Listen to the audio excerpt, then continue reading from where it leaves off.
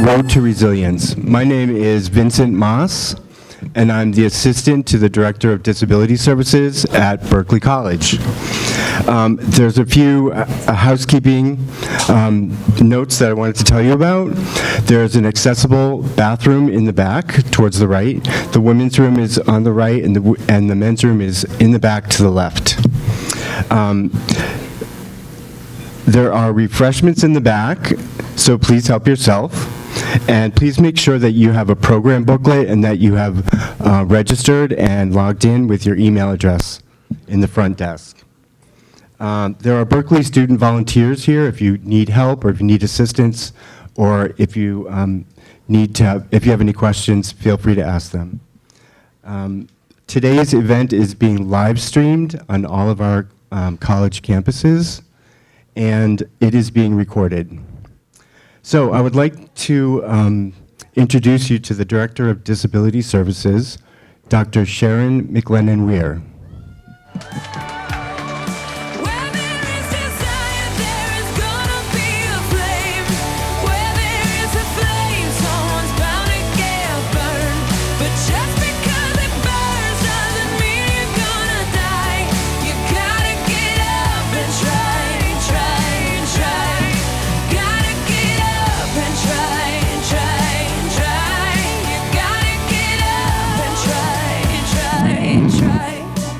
Good afternoon. Thank you so much for coming. Welcome to the Road to Resilience. This is our third annual Disability Awareness event, and this year we're going to spotlight some wonderful women who have great courage and energy regarding their disability, domestic violence, sexual trauma.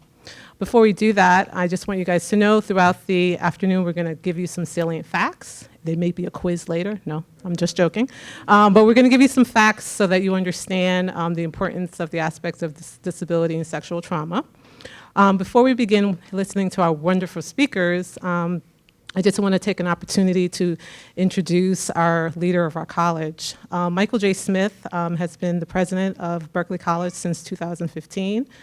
He's a great leader in trying to help all of our students in achieving the goal. The goal is acquiring a degree, but more importantly is to get gainful employment. He understands that all students with and without disabilities want to change their life. They want to become a taxpayer. They want to become a parent. They want to become a citizen. They want to become a employee or owner. But they want to give back to the community which they reside in. So it's very important, and education really helps all of us achieve that goal. So, further ado, Michael J. Smith.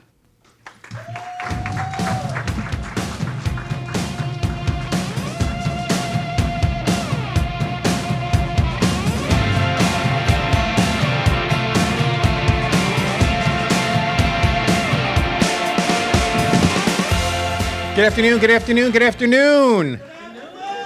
Everybody. So how often do you get your own walk-up music for something? Imagine like you get up you're going to breakfast, like, oh, where's my walk-in music to that? But Sharon Dr. McLennan-Weir is so good to me about this. There was one time I did an event and they did some walk-up music for me, and they didn't ask me what it was. They didn't tell me what it was. They're just saying, well, there'll be walk-up music. And they call my name and the music starts playing and it's Madonna's Vogue.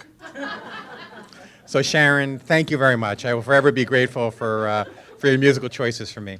But it is a real pleasure for me to speak here again for the third year. These events have always been so eye-opening for me. You know, as I said, you get to a certain age and you think you know a lot and you've had a lot of experiences. And it's events like this where your eyes really get open and your ears get open and your mind gets expanded. Dr. McLennan-Weir has done such a tremendous job in sort of bringing together, these very, very diverse concepts, ideas, and putting it in a very meaningful way to help expand our experiences and knowledge. And I'll tell you a little story about Dr. McLennan-Weir. About 4 or 5 years ago, it's not a bad story, it's a good story. She's always worried around me. I don't know why. I make her nervous, she says. But I adore her, I absolutely adore her. She, about 4 years ago, we were getting statistics from our student development area, and they're talking about the level of services and accommodations that we were providing to students at Berkeley College on a statistical basis, and they were benchmarked against national numbers. And the numbers that we had at Berkeley were low versus the national numbers. And it didn't make any sense to me on the surface. I just didn't understand why that was.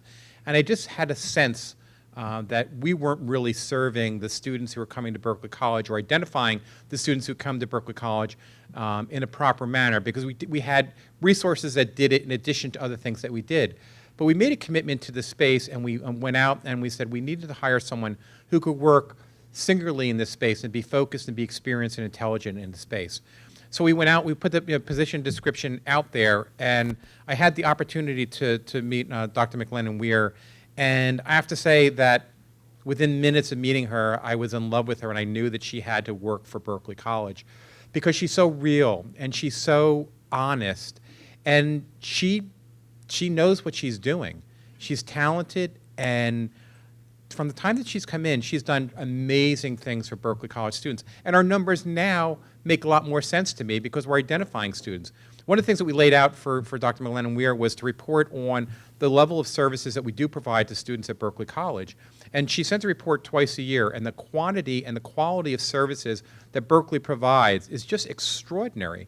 And it really indicative. It's not necessarily that we are providing the service, because in one aspect we're legally required to provide the services, but to the extent and the depth and the breadth of which services that are being provided to college students at other institutions as well as Berkeley College is truly, truly amazing. When you sit and you may think you know the various different things that are done to accommodate learning for students, and you see all the magnitude of the diversity of things that are done in order to have students succeed, you are really, truly, truly amazed. And the one thing about Dr. McLennan Weir that she does is that she's very on top of what's going on and what's best practices and what are the things that are really going to impact and move the needle for our students. I often say now when I speak to groups that getting into college now has never been as easier. It's never been as easy to get in college as it is now. And the reality is getting out of college has never been harder.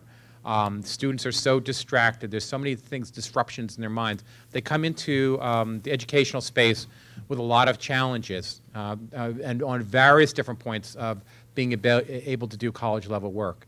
And those who have the ability, that have diagnoses or have issues, we feel particularly able to support those students very, very well at Berkeley College, because we're genuinely interested in them not coming to Berkeley College, but we're genuinely interested in them leaving Berkeley College. But we want them to come to Berkeley College, come across the stage, shake my hand on the center of the stage, I hand them their diploma, and they walk off the stage into an exciting, interesting, meaningful career and life. So that's what Berkeley College is all about. We're very, very well supported with Dr. McLennan Weir. As I said, I consider myself very, very privileged to have the ability to work along with her.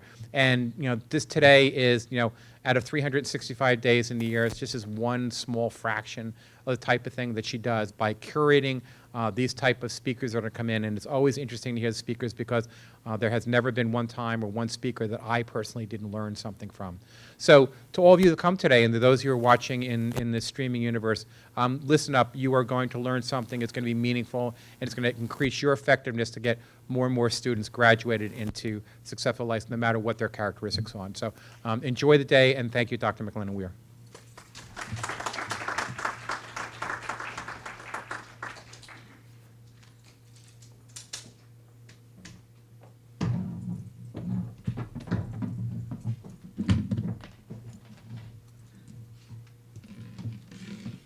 Did you move it on me, Michael?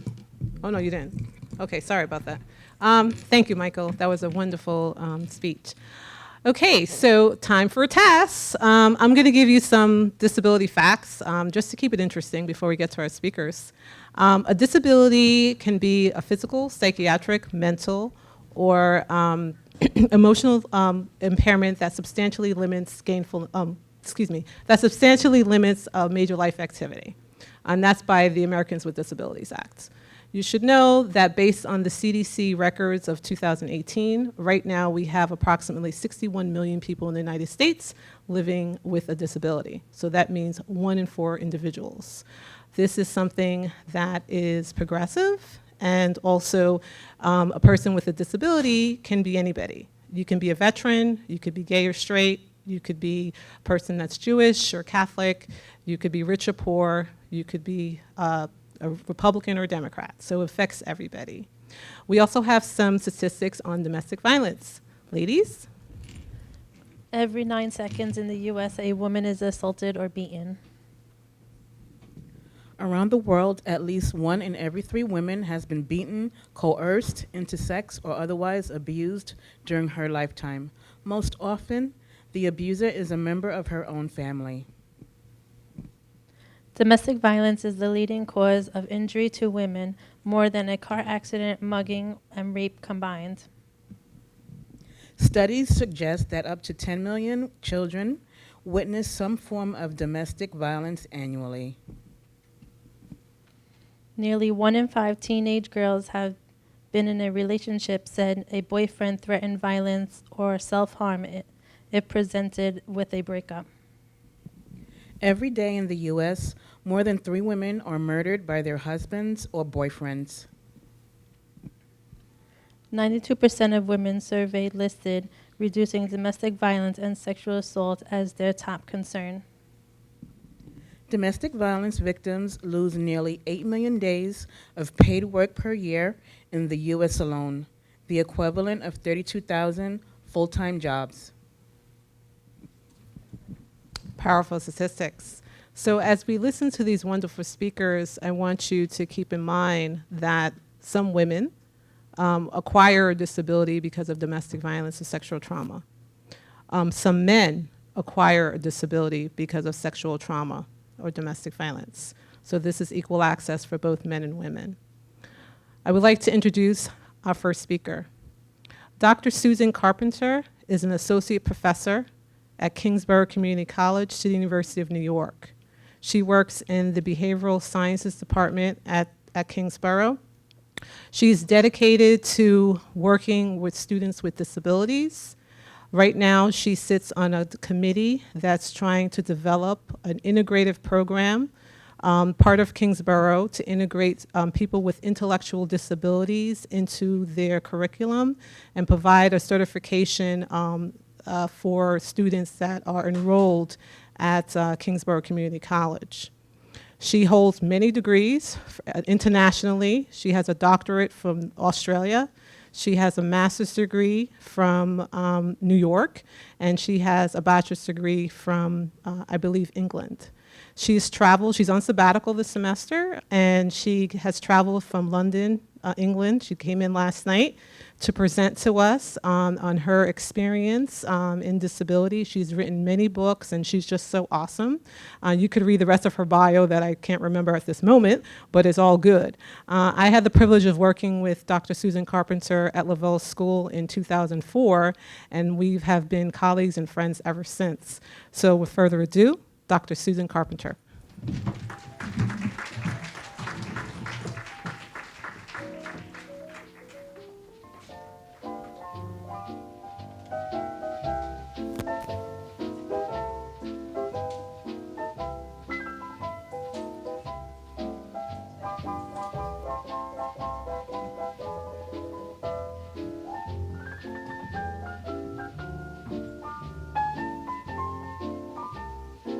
The music that's playing is by Fats Waller. I'm going to sit right down and write myself a letter. So that's the clue to the disability I'm going to be talking about today. It's an invisible disability, and I'll get you thinking about what that possibly could be. I'm going to sit right down and write myself a letter. So thank you so much, Dr. Sharon McLennan-Weir, for organizing this event. She has been a great friend and colleague for 14 to 15 years, and it's my pleasure and privilege to be here. And we flew in last night, and here we are. So yes, that was Fats Waller. There's a picture on the PowerPoint here. He was alive from 1904 to 43, African-American pianist. And the words are, I'm gonna sit right down and write myself a letter and make believe it came from you. Hands up, who knows it? Okay, great. So, yeah, Dr. Sharon McLennan-Weir is really innovative in her work here at Berkeley College, and really Berkeley College is now a leader in the field of disability, and such programs like this bring people together and get people thinking and changing their ideas about disability. So thank you again, Dr. McLennan-Weir. So my professional work, as Dr. McLennan-Weir mentioned, is at the moment at Kingsborough Community College, part of City University of New York. And I'm training student teachers. They're going to be early childhood and elementary teachers and paraprofessionals. And of course, my experiences in school and in my life inform my work working with them. I'm particularly committed to working with students with intellectual disabilities and including them in higher education. And my research and sabbatical in the UK is looking at opportunities there which are not as great as in the USA. If you're interested in programs for students with intellectual disabilities in higher education, go to the website Think College, and it will show you all the programs in the US. I'm also involved in inclusive intergenerational music programs with an organization called Reach Out Arts. Again, you can look on their website online, Reach Out Arts. So here is a photograph of me. I guess I'm 2 or 3 in a little cart, and my older brother of 7 years older than I is pushing me, and we're looking directly at the camera here. And he was 7 years older than me and was obviously in school before me, and I wanted to go to school just like my big brother. I wanted to have homework like he had. And this is in the UK, okay? This is, well, I'll give away my age. I was born in 1957, so I guess this is probably around 1960. And here I am, looking very cute. I guess I'm about 8, with a hairband on. My hair is tied back, and a red school uniform and striped blouse. So the 1960s in England were obviously exciting times. The Beatles, Carnaby Street, hippies, and so on. But in terms of education, things weren't that progressive. And although I was eager to go to school, I didn't do well. I really didn't do well at all. I think the teachers kind of thought, oh, she's sweet, she's kind, but not very bright. So, yeah, here is a quote from many of my reports. She doesn't concentrate. She must try harder.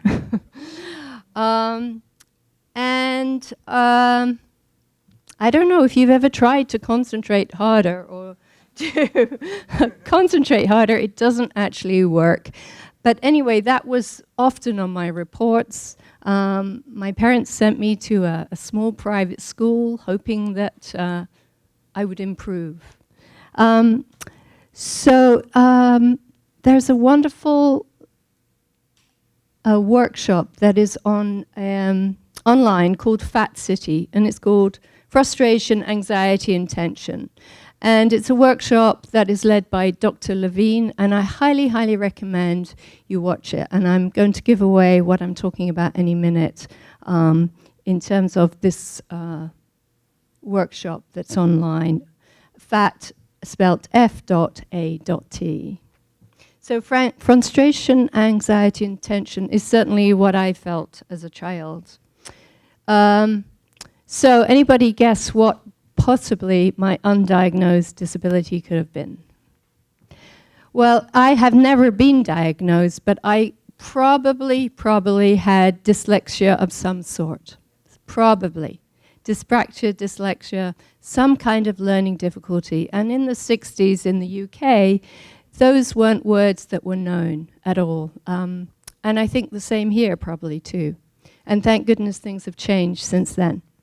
So here is, I just found this recently in one of my old exercise books. My mom kept everything, and suddenly they're useful.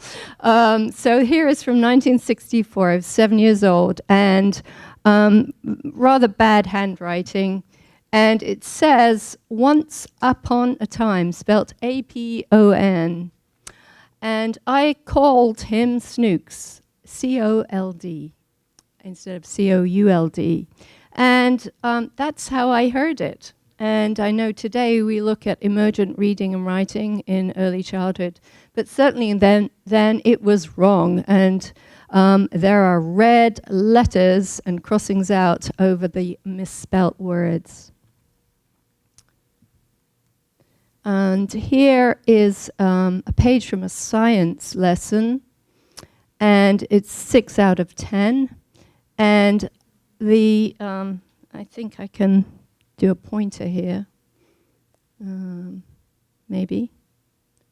Here we go, yes. So here it says, separate, spell 25 times. This was my homework, to spell it over correctly 25 times. And I can tell you now, I still, every time I write separate, I have to think how it's spelled. It's not with an E. And here is my arithmetic. And again, at the bottom is, in red, is the D. Where's that red light gone to? There we go. Anyway, it's on the bottom right corner, a red D, lots of crossings out, obviously quite confused there. But now I'm dealing with very complex finances, and I do arithmetic in my head very quickly, but anyway, at that stage and with that teacher, obviously wasn't doing well. So yes, the teacher's attitudes were one of intolerance and obviously ignorance, and it was a lack of information and understanding on their part. They didn't mean to be mean, really. They just didn't know how to help. And thankfully now there are many, many ways that people with learning difficulties can be helped. So I did go on, and I did get a degree in fine arts. I failed a lot of my art history exams, but I was definitely a visual learner, and I got by. I did get by. I got what's called a 2-1 in England. So you have to think, how do you or your students or your clients learn best? Do you learn visually, orally, kinesthetically? So they're good things to think about in terms of universal design for learning. Another good resource to look up, UDL, Universal Design for Learning. And in 1989, I was fortunate to come across Dr. John Diamond, a medical doctor, psychiatrist, and a man who decided really to commit his life's work to researching the arts for health and well-being. He's now in his 80s and still going strong with his research. And part of his research was looking at how to help people with learning difficulties through the arts, through creativity. He also works with the acupuncture points, with procedures, with supplements, but most of all with creativity and with music. And really, with his help, I continued my studies and went to Lehman College in 2002 and got my master's in special education. This is a photo of me in my gown in Lehman College in the Bronx. And I started to really enjoy reading and writing. I was reading and writing about the benefits of music for children on the spectrum with autism. And all of a sudden, it became a lot easier. And so I got my master's, and then I went on and got my doctorate at the Australian National University in Canberra. And I researched and did a case study of what's called the Hand in Hand Intergenerational Music Program. And it worked with students with behavioral problems and emotional and behavioral problems, and taking them into senior centers and nursing homes, and allowing them to become the helpers instead of being helped. And we were amazed at how empathetic those students were. Anyway, I brought my thesis with me. It's about 2.5 inches thick and very heavy.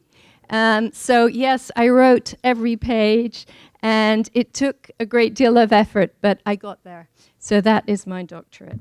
You're very welcome to read it.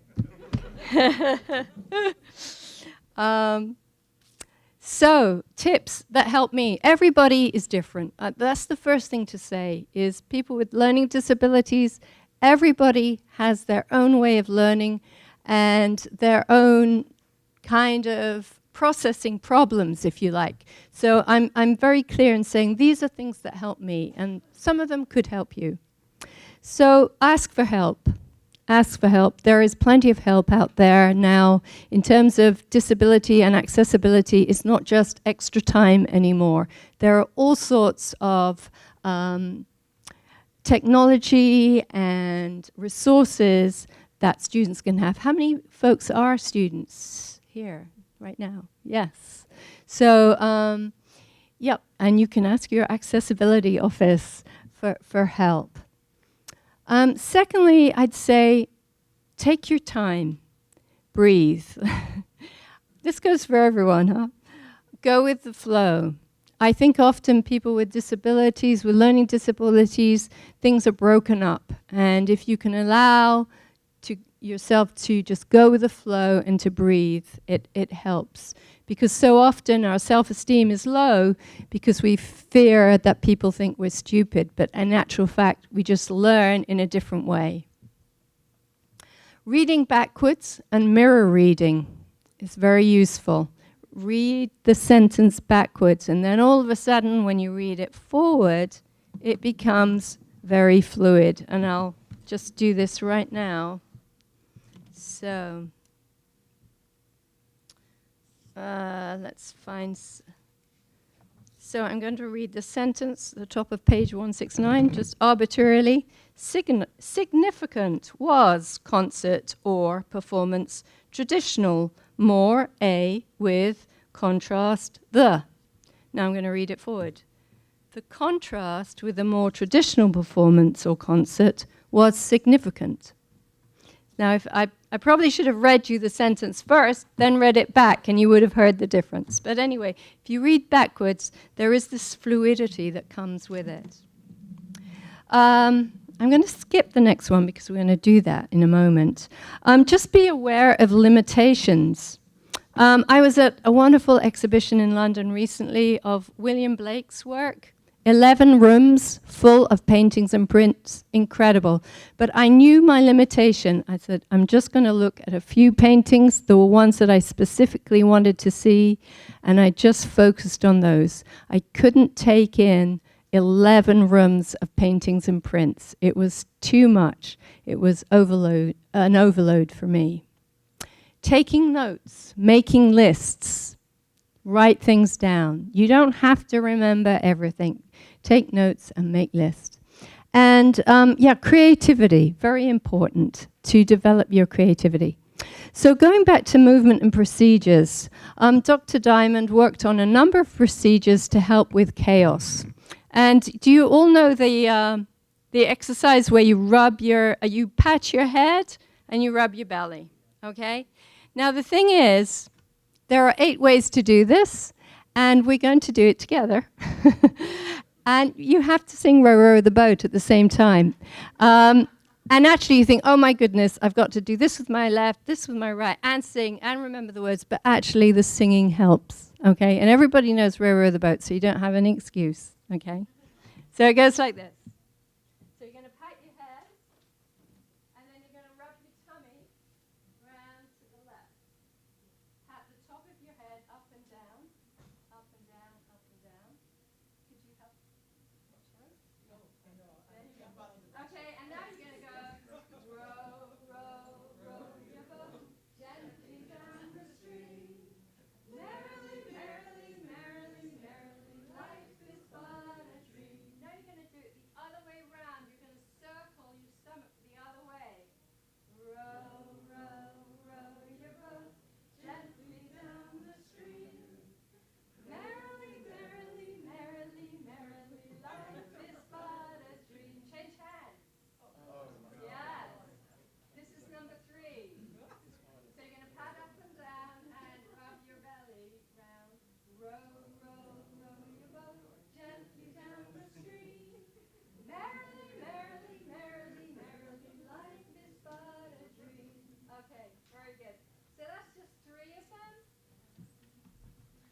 There are actually four. There are actually 8 versions. The other 4 are circling on your head and patting your stomach in and out.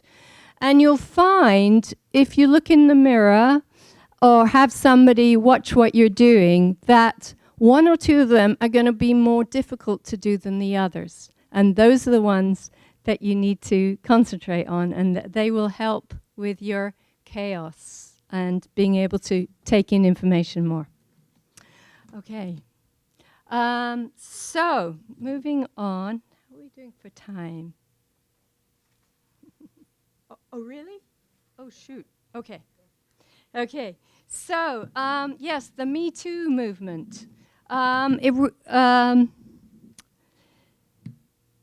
It's really opened up a lot of conversations for women. And for me, Dr. Sharon McLennan-Weir called me up and was, as we often do, talk about our work and spark ideas off each other. And she said, I'm organizing this event, and do you know anybody, maybe at Kingsborough, one of your students that could talk about disabilities and sexual abuse? And I'm thinking to myself, not sure. I'll think about it, Sharon. I'll give you a call back. Well, then I'm thinking, actually, that's me. So this was the Me Too moment for me. So I called her back, and she was quite taken by the fact that I hadn't spoken to her about my experiences. But anyway, so this is my Me Too moment and coming out. So yes, I did have experiences in my childhood, also as a teenager, and also as an adult. And I have to say, as an adult, when the police were involved, their response to the assault was really abusive too. This was in London. And they were like, well, you know, you shouldn't be here anyway, and it's your fault kind of thing. So anyway, I won't go into the details of them, but just to say that I always thought that, well, everybody, all women, all girls have these kind of experiences, and it's just part of growing up and so on. And I began to talk about it to Dr. Diamond's wife, actually, many years ago, and she said, that wasn't right. That really wasn't right.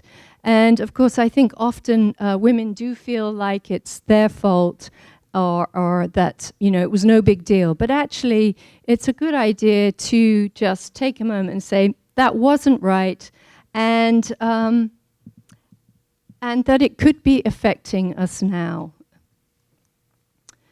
So, a few tips, again, just things that happened that helped me, is the awareness of it, that those events did happen in my past, and that they may be affecting my responses to the present day. And those responses are no longer relevant. That was then, this is now. And just to have that awareness, just as the same with the learning disability, to be aware of one's limitations and to be aware, yes, this did happen and it may be affecting my responses. And of course, women often have patterns of being attracted to negative, violent relationships, and it is possible for somebody who has had sexual abuse to have a loving relationship. And my husband, Michael Garber, thank you, is there and has helped me a great deal. So I'm just going to do a very quick roundup here. And this is a simple visualization and a little meditation that everybody can do. It was researched by Dr. Diamond, and it's for anybody who's had any kind of abuse. And it's this idea of, for women, to have a visualization of the moon in your belly. And for men, it's to have the image of the sun in your chest. And we could just take a minute now and think of those images, and it can relieve stress and reduce fear and be very calming in what we know are very stressful times for us all in our society right now. So we'll just take a minute, so visualize that in your mind.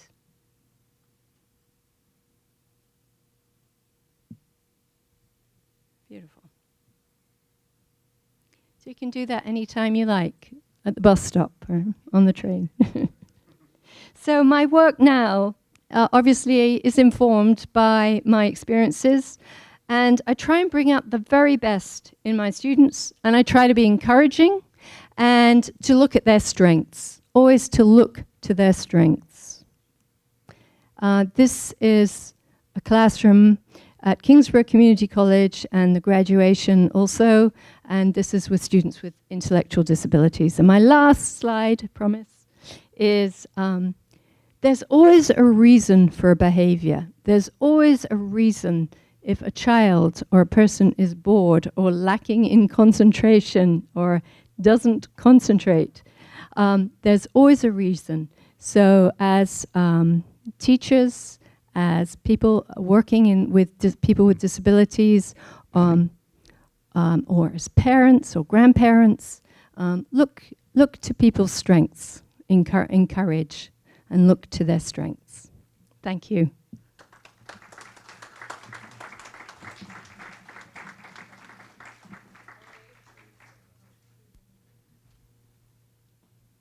I believe I'm going to answer questions now. Is that right? Yep.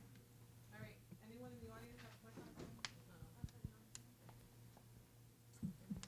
You want me to bring this around? Anyone have questions?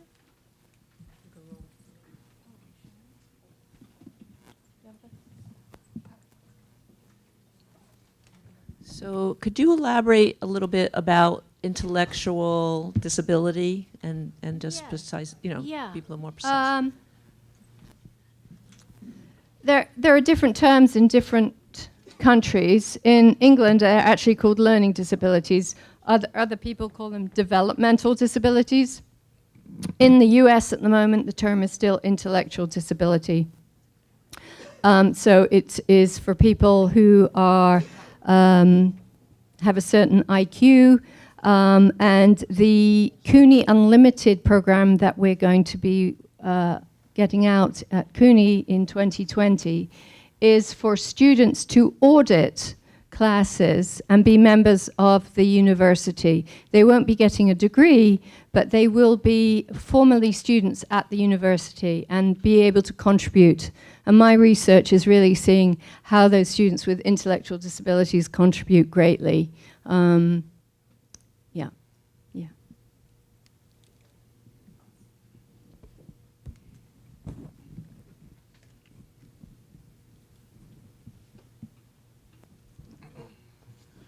Hello. Hi. My name is Joshua. I had a question before I left. I have a disability myself, and I suffer from ADHD, learning disability. Uh-huh. And I wanted to ask, when you first noticed you had your disability, like, how did you feel around family members and other people that you grew up with, and like, how did they look at you, like, after you like let your guard down and talk to them about it? Well, as a child, people didn't know of the disability. So they just thought I wasn't very bright. I didn't get good grades at all. My parents put a lot of money into my education, and things didn't go very well as a child. So yeah, does that answer your question? Yeah, but how did you manage to deal with that, like, in adulthood? In adulthood? Yeah. Well, it's a Sorry long to it's a long question, but basically, I think like I was saying, you just have to become aware of it and aware of your limitations, and just realize that you process differently, that you learn maybe in different ways. My husband can sit and read for hours and hours. I can read for maybe 15 minutes. I need to take a break then. But that doesn't mean to say you can't read. It just means you're going to break it up. and learn in that way. And you don't have to feel bad about it. Okay.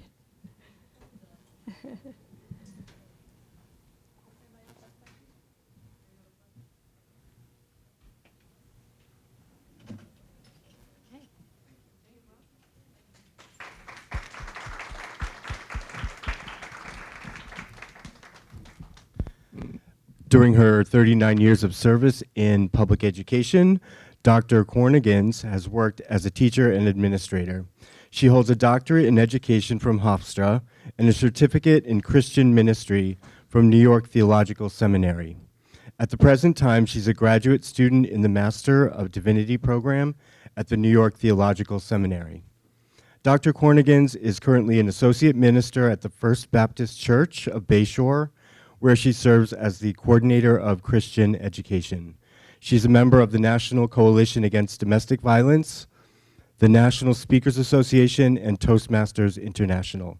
In addition, she volunteers as a rape crisis counselor with the Victims Information Bureau of Suffolk County. Please welcome Dr. Linda Cornegans.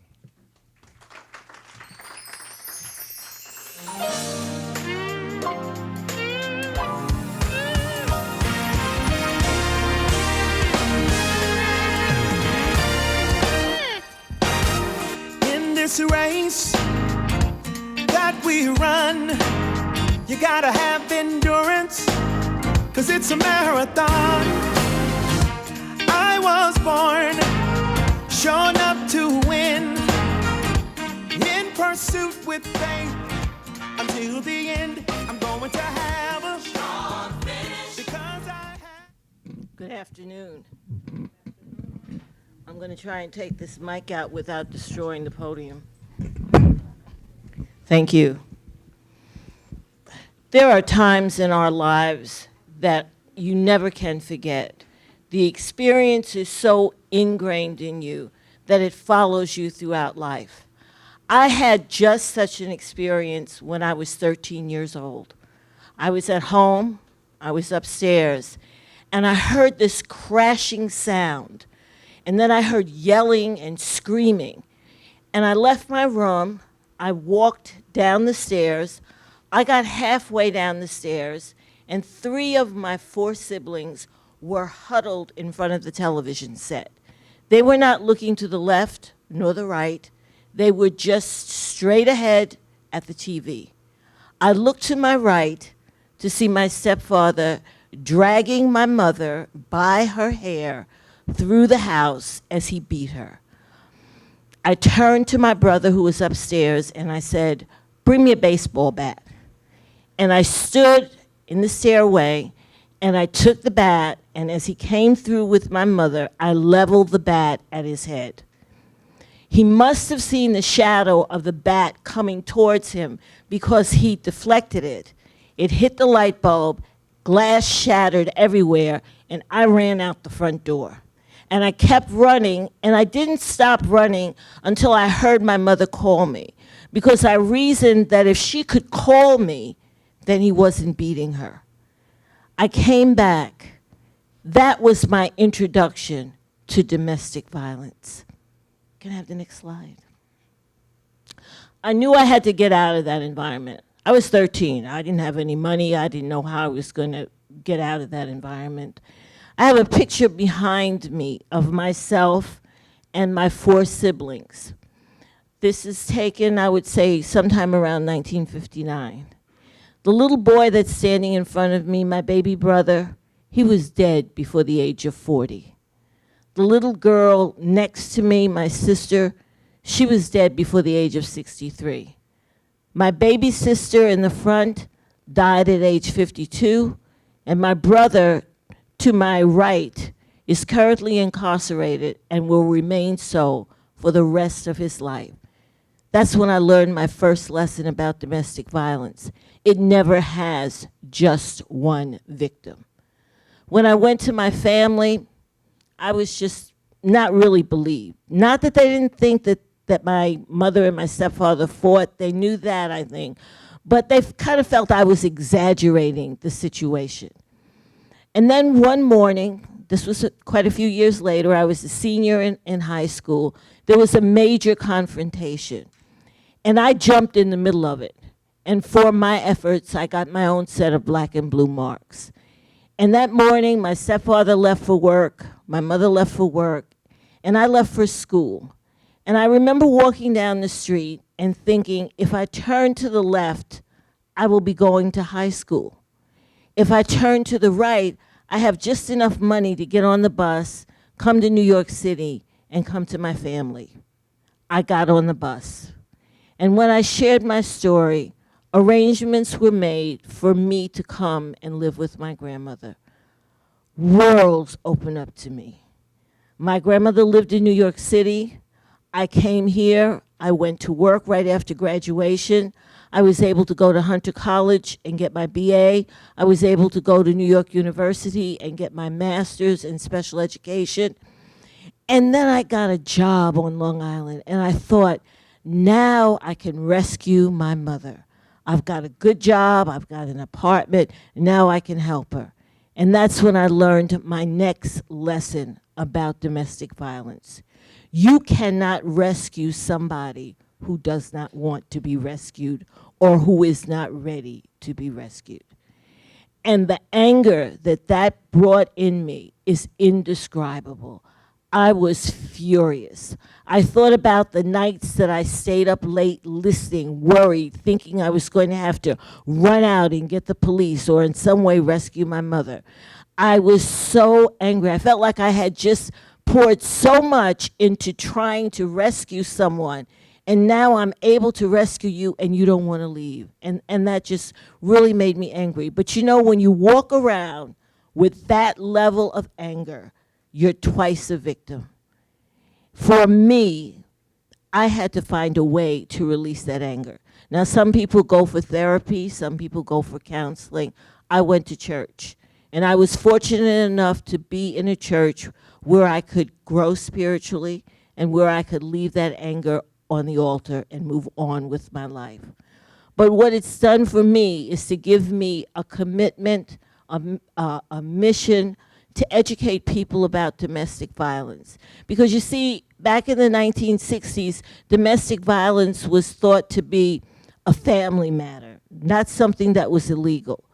And as I listened to the previous speaker, and I recalled in me how I would go to school and teachers would say, you know, Linda has so much more potential. She's not doing well. But you know, you back then you didn't go to guidance counselors and say, well, I'm not doing well because last night there was a lot of commotion in my house. You just didn't share that kind of information then. And if you did, it wouldn't necessarily have a positive result for you. You could end up being taken out of the home and being put in foster care.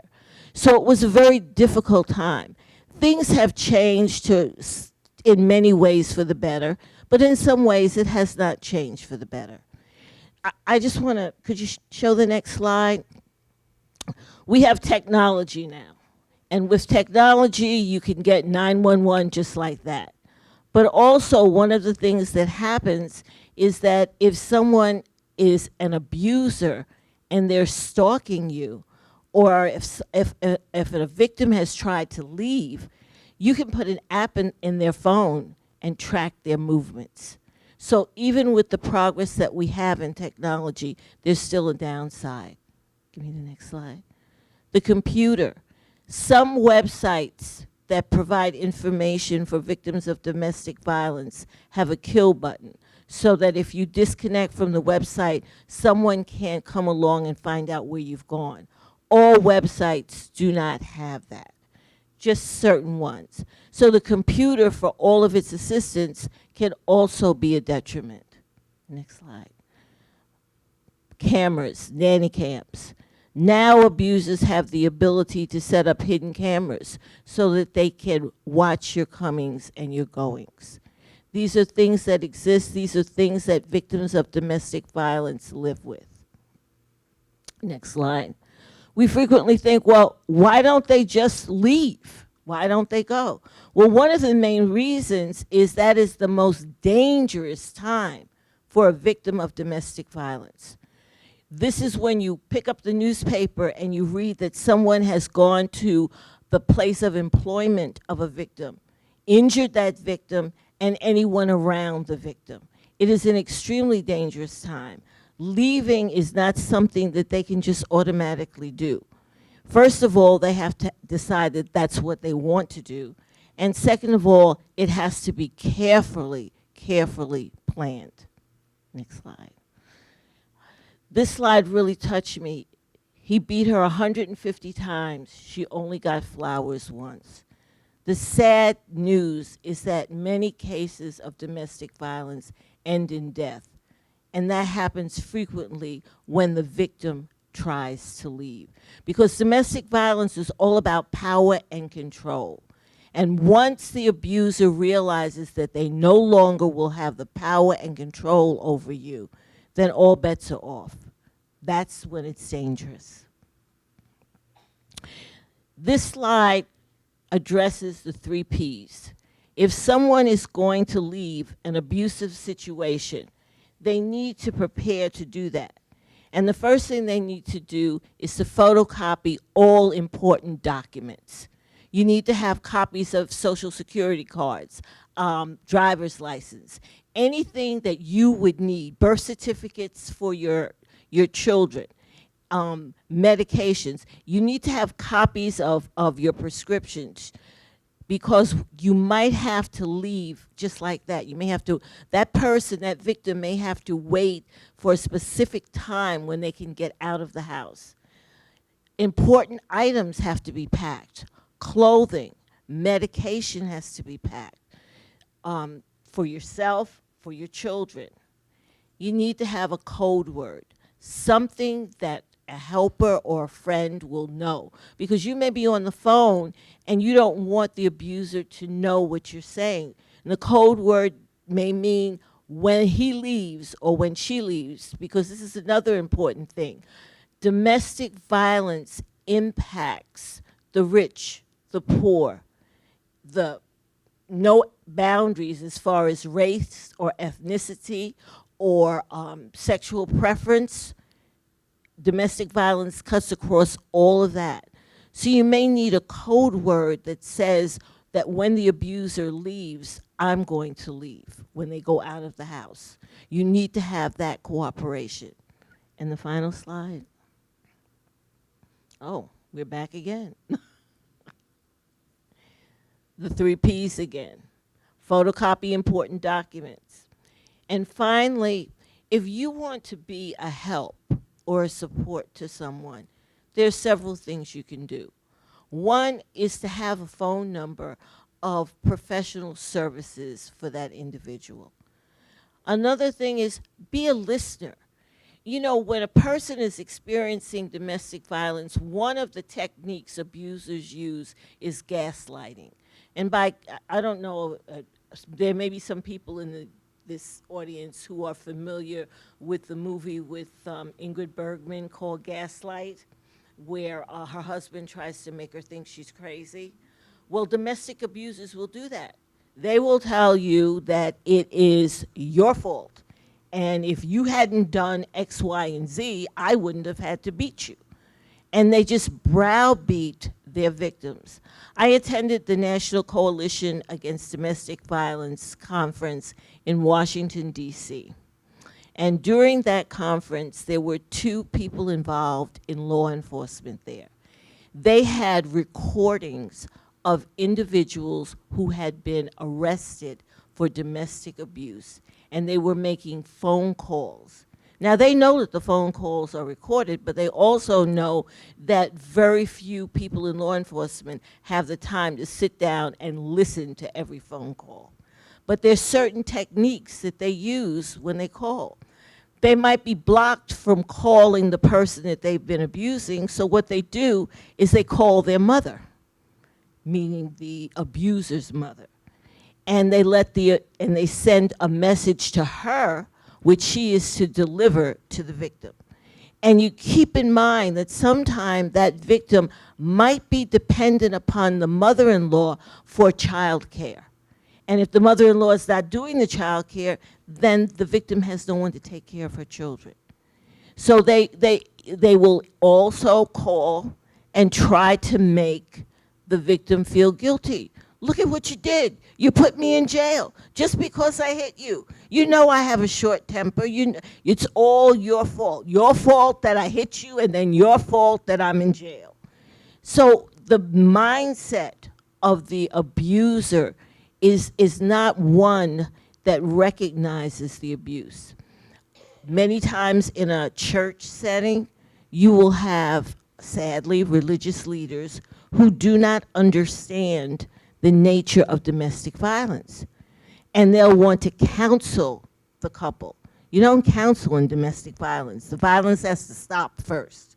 And so there's a lot of work that needs to be done within the church in terms of how to handle domestic violence. What can you do? Be a friend, be a listener, offer support. And support does not necessarily mean move in with me. Support could be as simple as every time the person lets you know that they have experienced abuse of some type, just make a note. Because at some point in time, that person may want to get an order of protection or a stay-away order. And what the judge wants to know is there a pattern of abuse? Was this a one-time event, or is there a pattern? And if you can say to that person, you know, every time you came to me, every time we talked, I wrote that down. So I can tell you that on January 1st and on February 2nd and on March 3rd, you were attacked, and you can take this to the judge. And then you can get that order of protection. So listening, the one thing that you should be very, very cautious about is not making your support contingent on what they do. In other words, you don't want to say to the person, look, I'll help you, but you got to leave that person, because you're putting them in jeopardy, you're putting them in danger. Questions?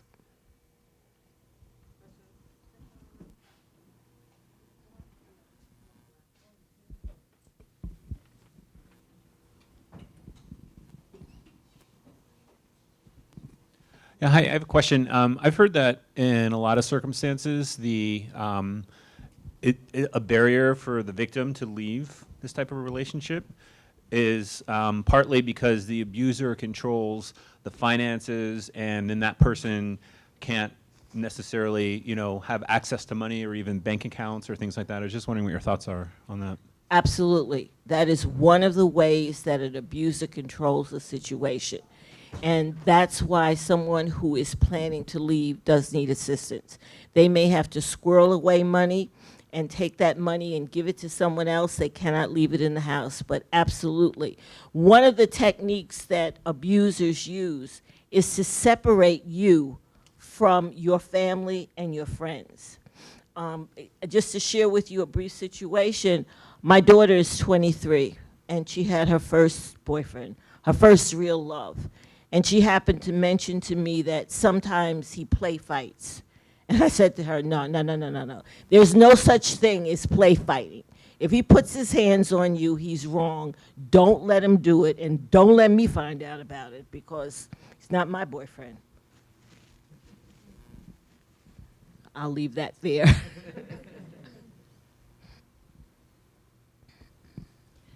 So as a faculty member of a college and working with many, many young people, and maybe you get a sense that things aren't right, is there anything one can do, or is it really you have to wait till the person comes forward and asks for help? Don't wait for them to come. Chances are they will not come. I would just reach out and say, I notice that things are a little off with you. I notice, I just want you to know that I'm here for you if you want to talk to me, that I support you.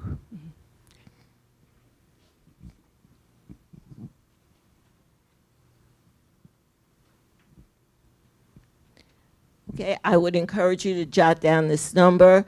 I would also recommend that you check the website for the National Coalition Against Domestic Violence. They have a wealth of information.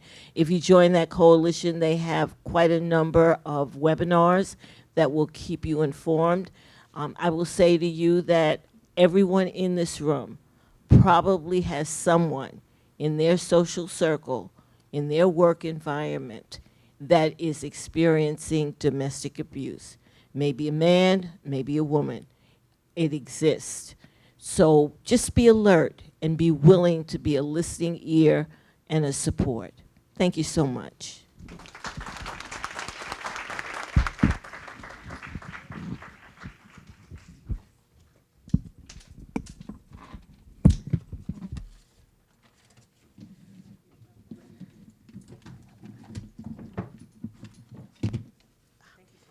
You're welcome. I'm rushing to get out of your way. That's okay. Take your time.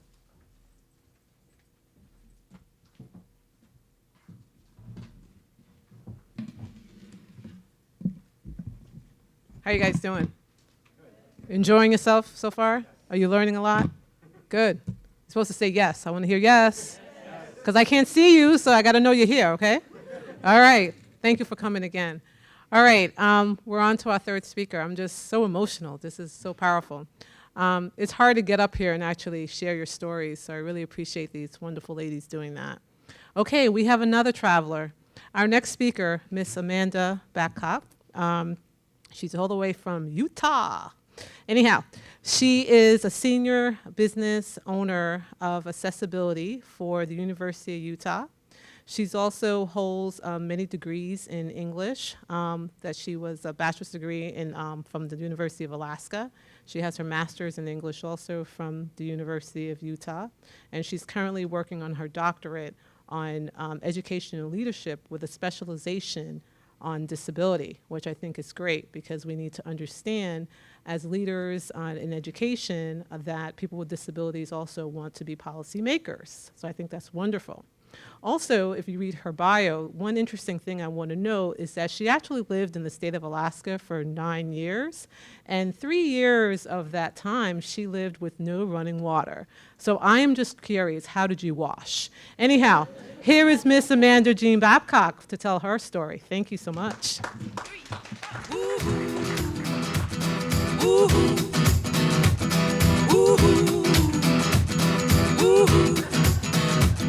Well, my heart knows it better than I know myself, so I'm gonna let it do all the talking. The answer to that is that I had an outhouse for essentials, and they have showers everywhere all over the University of Alaska campus, and so it's a common thing. But yes, it was an adventure for sure. Well, thank you so much for having me here. I'm really excited to be here and share this with you. I have not ever presented this information about myself in this way, so this is a new experience for me as well, but I hope that it's valuable for all of us. When people ask me about my childhood, I answer with one word: violent. When I go through the litany of my experiences, people sometimes challenge me on whether I'm telling the truth. And for a long time, I wasn't. It took me decades to understand that witnessing violence is itself a form of violence. That running from your home, being displaced from everything that you know, is a form of violence. For years, I downplayed the nature of what I'd experienced because it was my mother, not me, taking the blows. It was my mother, not me, with watercolored patterns of fresh and fading bruises on her skin. As I got older, I learned that there's another kind of violence: insidious, quiet, sometimes indescribable, familiar. If I had more time, I would tell you about my father, the monster of my youth, an alcoholic, violent, who smoked in his tiny house with the windows closed while I could barely breathe, my asthma triggered and constricting my throat, while I watched the gray swirls of cigarette smoke twirl and change shape in the air around me, like a toxic monochrome aurora. I have memories of talking with a woman named Kay, who told me I could draw pictures and later asked me questions using an anatomical doll. I don't remember any sexual abuse directly, but my 3-year-old self kept those images of the doll in my mind and in my memory. Those dolls and the questions that came with them. I remember my father tickling me, trying to provoke a reaction of some kind, and how he persisted even after I said no, after I screamed at him to stop. And when he did stop, I would lock myself in the bathroom for hours weeping, trying to find an escape route, a barricade, feeling violated and consumed somehow. There was no sex in his tickling, but there didn't need to be. My body remembered. If we had more time, I would tell you about my brother and how, as we became teenagers, he became my abuser. I tell you about the violence of our fights, about the doctor years later who asked me, based on seeing the calcium deposits on my hands, how I had managed to break those tiny bones so many times. To this day, he remains the only man who has ever struck me.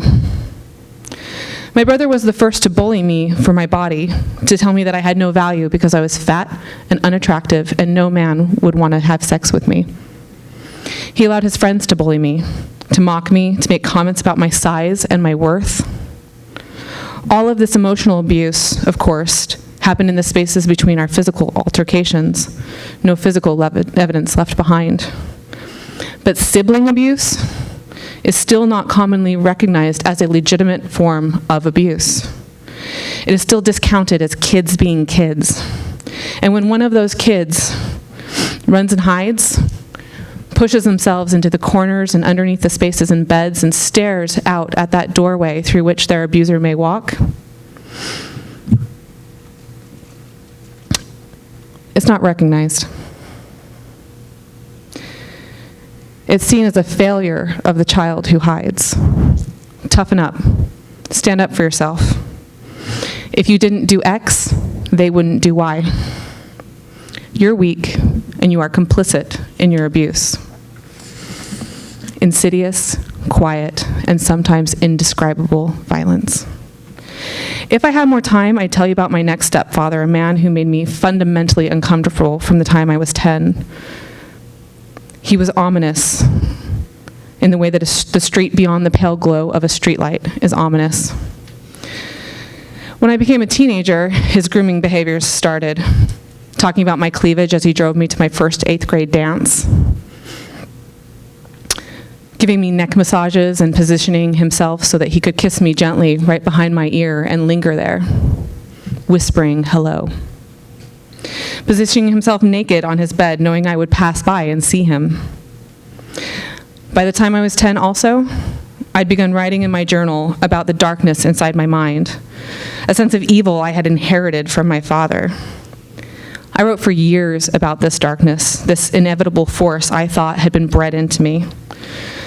I wrote that I felt it was only a matter of time before my mind, this separate, sinister entity, became so powerful that I would succumb. I believed I was fighting something entirely separate from myself, into which I was being pulled piece by piece until I wouldn't exist anymore as anything but that darkness. I don't know how much the abuse I experienced affected my mental health. I don't know if my years of depression were born into me or cultivated. For a really long time, I had abuse survivor imposter syndrome. I told myself that I was stronger because I had seen all that violence and that it wasn't that bad. It was just my life, and people other than me had it a lot worse. But that way of thinking is a form of avoidance. Avoiding the truth of what happened to me, avoiding the truth of how it affected me then and how it has impacted me since. The real truth is that I didn't overcome my mental health issues. I haven't overcome my trauma. Trauma is written in the body. It is inherited through generations. And I come from 2 families with a lot of trauma. A lot of physical abuse, substance abuse, and mental illness. I come from people who have experienced layers upon layers of trauma. So I'm not here today to give you a narrative of how I overcame my mental health issues. That would be a false narrative and a harmful one. Inspiration porn. This is about understanding who you are and accepting it, about using vulnerability to create and leverage resilience. My path to authentic resilience started in 2016, and it happened through vulnerability because I was so broken, I had no other choice but to be vulnerable. A few years before, after I had my son, I went through a 2 to 3 year experience of postpartum depression. I used to think about not existing, about how my life would be meaningless, and my family's lives would be better without me. I was passively suicidal. I would think arbitrarily about driving off the freeway on-ramp at full speed and hitting barriers. I wasn't actively wanting to die. I just didn't want to exist anymore. I couldn't function as a person, and so I functioned as a machine, going through daily motions, smiling and laughing, and engaging with people as a mask. Looking at my family and realizing that I didn't feel anything, numb. The thing is, I didn't realize this was depression. It happened so slowly and became so embedded within me that I didn't see it happening. It was so different from other depressive episodes I had before that I didn't recognize it for what it was. And it was only after irreparably damaging some close relationships that I was shocked into self-awareness. So in 2016, as I slid slowly into the worst depressive episode of my life, I knew what was happening. I saw it happening, and I knew what it meant. I couldn't leave my bed for days. I didn't sleep for days at a time. I missed work over and over again. I missed deadlines in my doctorate program. I withdrew from one class and stopped attending the rest. I was hours away from committing myself to inpatient psychiatric care when I was able to meet with a psychiatrist through my school's student counseling center. And I walked out of there with 5 prescriptions: Effexor, gabapentin, Xanax, Trazodone, and Seroquel. I had landed on a teeter-totter of mental health. The meds got me sleeping again, but they also made me gain 60 pounds in 4 months. I felt more connected to my brain, but utterly removed from my body. I couldn't run anymore because the weight had caused me foot problems, and I felt like I was wearing someone else's body. But my body was still mine, still a palimpsest of trauma. The new reality of my shape triggered the self-loathing and inadequacy that had been burned into me in my youth by people like my brother. And eventually I discontinued those meds, going cold turkey off of Effexor. My brain burned with the electrical shocks of withdrawal from that drug. And I realized that this could not be my reality. That cycles of depression, insomnia, panic attacks, disconnection and dissociation, feelings of self-loathing and insecurity, those cycles could not be the reality of my life anymore. And it was then that I began my path to authenticity, to developing resilience that could override the darkness inside me and keep me moving forward when the chemicals in my brain are working to drag me down. I didn't get that authenticity through medication. I didn't get it through therapy. Those things came later and wouldn't have been possible for me at the time. Instead, I started my path to resilience by shifting to a stance of true authenticity. I started dismantling the mask of wellness I had spent years perfecting. I began dismantling that persona of the confident, put-together woman whose drive was a product of self-esteem and not a desperate attempt to stave off my self-hatred. I dismantled the filters and the facades and the characters I played, imitating someone who wasn't mentally ill, who wasn't crippled by depression, someone who never questioned her competency or validity. I dismantled it all, and I can show you how. Slides. So, like other Zennials, that generation between Gen X and Millennials, I take a lot of selfies, and I like to post them all over the internet. They usually look something like this. So these 2 pictures are me in a park on 2 separate days with one of my dogs. I have 3 dogs. This one just happens to be super photogenic. So I probably have more photos of my dogs on my phone than of my child because he doesn't like his photo taken. So I have a lot of these selfies. Next slide. I also have selfies like this. This is my husband and I doing something, drinking some beer, having a good time, and a picture of me at a sanctuary for goats. And this is the last of a series of photos in which I go from smiling with a goat in a selfie to the goat trying to eat my hair. As you can see by my expression, I'm not so much horrified as surprised. Next selfie. Sometimes my slides look like this. That's me and my husband again in a convertible down in Florida this summer on a family vacation. And the other one is me taking a selfie in front of the Western Governors University building when I started my first day of work at Western Governors on April 1st. This was a big step for me. It was a big move in my career, and I was grateful to be there, and I wanted to document that moment. But sometimes, next slide, my selfies look like this. This is a photo that I took in September of 2018. I was sitting in my car, and I was parked outside of a mall parking lot. I had gotten in my car, desperate to escape whatever I was feeling, and I was crying uncontrollably. I was panicked, and I was scared, and I was desperate. I couldn't control what was happening in my body or in my mind. I took the selfie, and I sent it to a friend of mine because I couldn't talk about what was happening to me. I sent it to her because she's a licensed clinical therapist, and I needed someone in that moment to ground me. Oftentimes, this is the face I wear in private. Crying, blotchy, disgusting, looking red. And I often show it only to a few people. My friend was able to talk to me. I couldn't talk by the phone. I needed text that day. But she sat there and texted me for almost 2 full hours and gave me tools and moments and things I could hold on to get me through that moment. And so this is how I began dismantling the masks that I wore. I began showing my real face. This ugly, crying, wet with snot, panicked and exhausted and defeated face.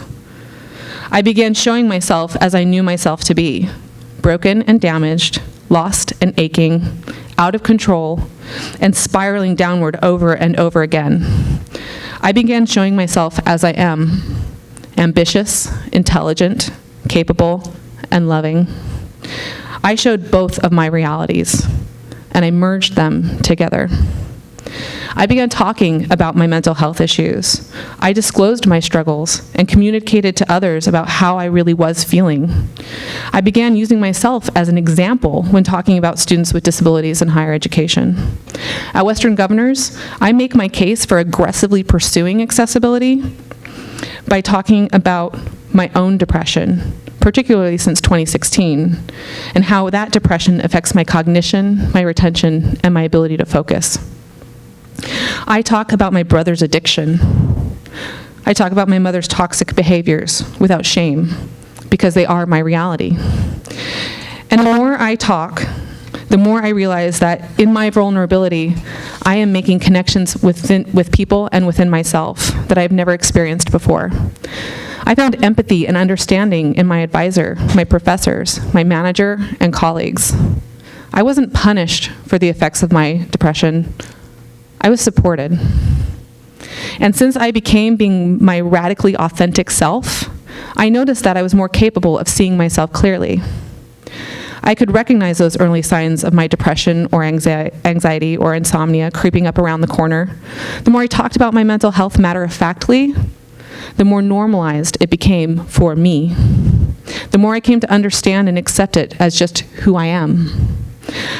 It became less of a demon, that dark invader in my mind, and more of a condition to be managed. The more I talked about my mental health, the more capable I was of managing it. I accepted and even embraced the truth that I will be on medication the rest of my life. I made appointments for physical therapy, for chiropractic care. I met with my doctor to talk about long-term medication management. I found a therapist that I like and who works well with me, and she is helping me work through some of the underlying effects of all that childhood trauma. At the end of the summer, in July and August, I was fighting away another serious bout of depression. My dissertation work had come to a grinding halt. I canceled plans. My house was a disgusting wreck. And I'm okay with that, because I learned how to be gentle with myself. I've learned how to accept when the best I can do each day is literally just to wake up and get out of bed. And you know what? That self-acceptance and kindness, coupled with the support of those around me, I kept myself afloat. I stopped that downward spiral into the absolute bottom. I stopped myself from hitting. I felt the pain, and I pushed myself to keep making choices, to keep taking action. It was hard, but it happened. I didn't do those things to make myself resilient. I had become truly resilient through doing those things. And that is what allowed me to make my choices and take that action. And sometimes when I share this information about myself with people, they ask me for advice. And I don't like that. Anyone can give advice. Ask any parent struggling with a tantruming child in public, and they will tell you. Everybody has advice about parenting. But lots of advice is not helpful because it doesn't come from within yourself, and it's not grounded within what you know to be true about your situation. Advice is well-meaning sometimes, but also little more than someone else's opinion and interpretation of your truth. And that someone isn't you. So this is what I say instead. Instead of giving advice, share your truth. Be vulnerable. Tell your history. Tell your present. Do it in a way that is raw and honest and open. Make yourself uncomfortable and share your experiences and allow others to share theirs with you. Share your truth. And instead of what you will have is, share your truth, and what you will have is one person who understands your truth and has shared their history with you. Share it again, and you'll have another person who shared their truth with you. And their truth will be just similar enough to be familiar and useful.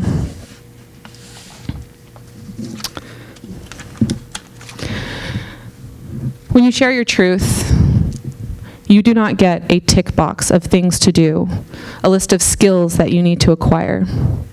When you are raw and honest and open and vulnerable about who you are, it invites honesty and vulnerability in other people. So you don't walk away with the effects of advice. You don't have that checklist to go through in your mind of all the things you should be doing that you then also could be doing wrong. Share your truth. You will not have a checklist. You will have a community. And that is what I have found.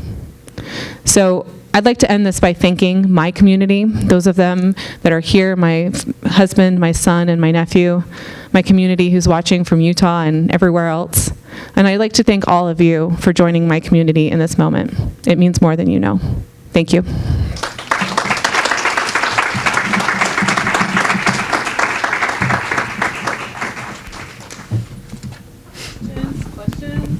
Any questions? You can ask me anything.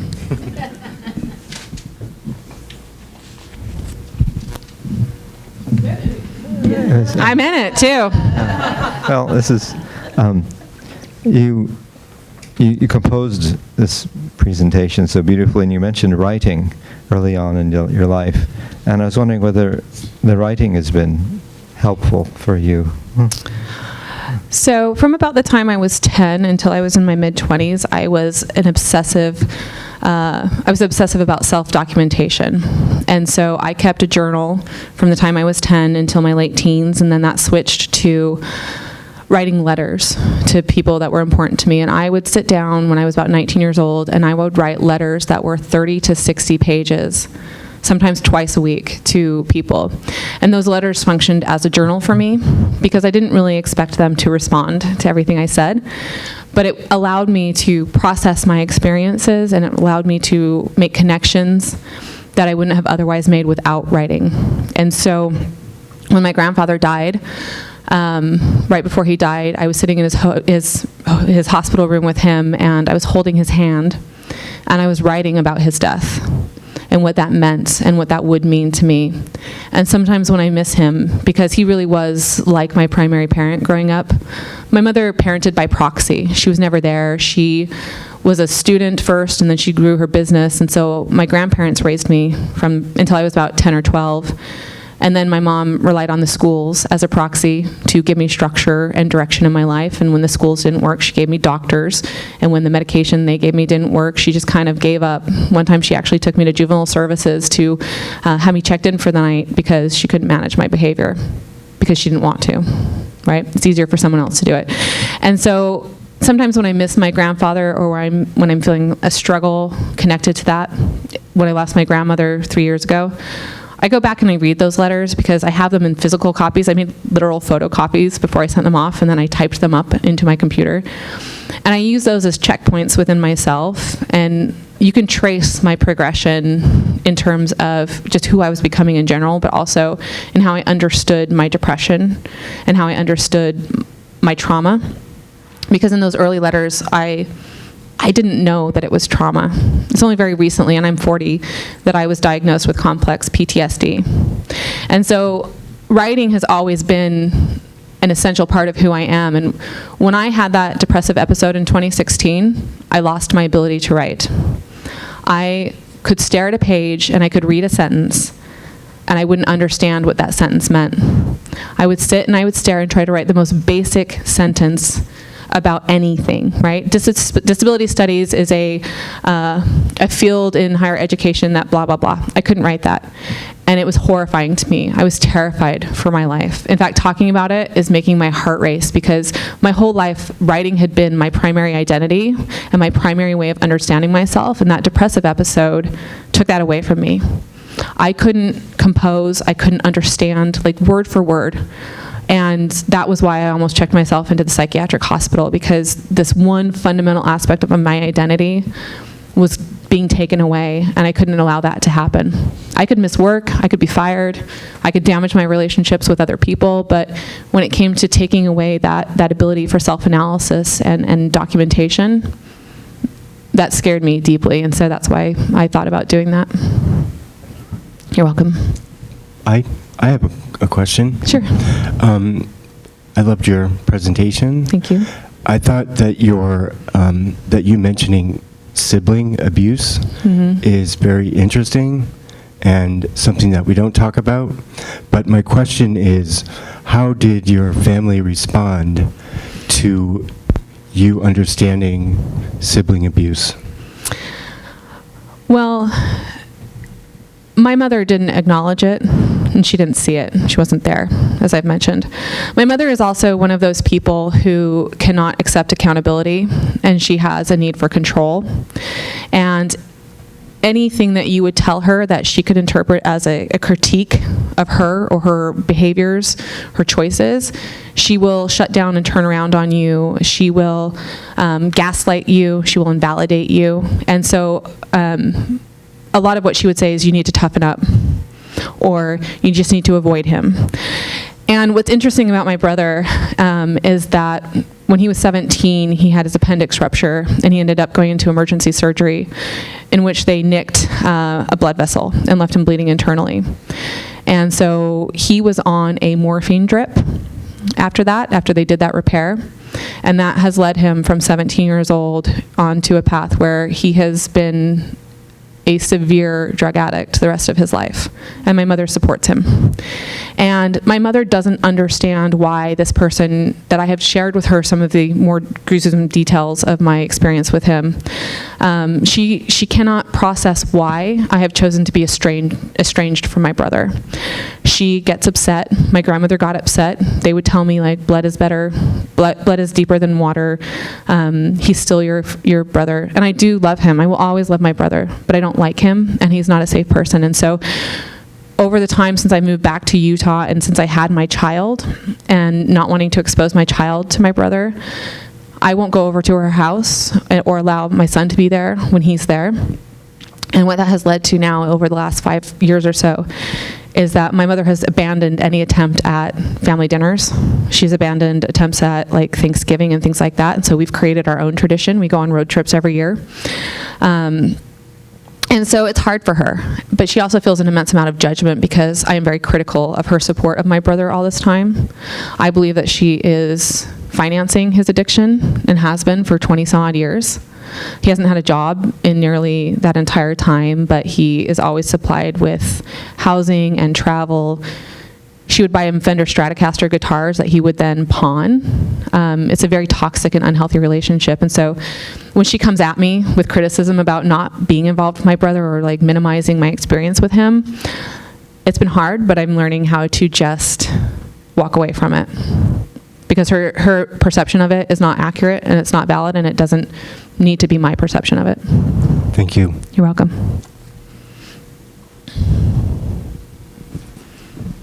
Thank you.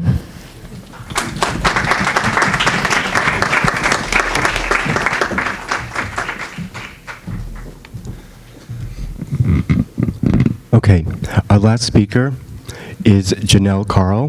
Janelle is a 31-year-old first-generation Latina. She is married, has an amazing little boy named Lucas, and is also a dog mom to a black lab named Sheldon. Janelle has lived in New York her entire life with short stints in Montana, England, and Switzerland. She earned her bachelor's degree in classical studies from Tufts University in Boston and completed her master's degree in school counseling at NYU's Steinhardt School of Culture, Education, and Human Development. Janelle has worked as a guidance counselor for 5 years and currently teaches high school equivalency classes at Dutchess Community College. Please welcome Janelle Carl.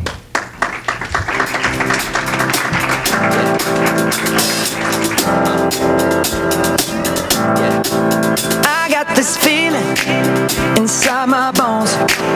It goes electric wavy when I turn it on.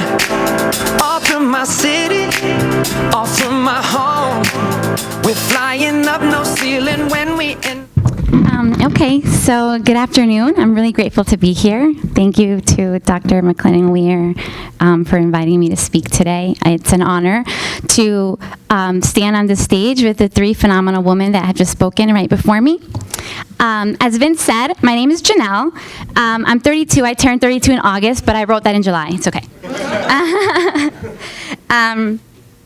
I have a pretty wonderful life. You know, I have a home, I have a family that loves me, friends that support me, work that I love. But years ago, I really never fathomed to have a happy life again.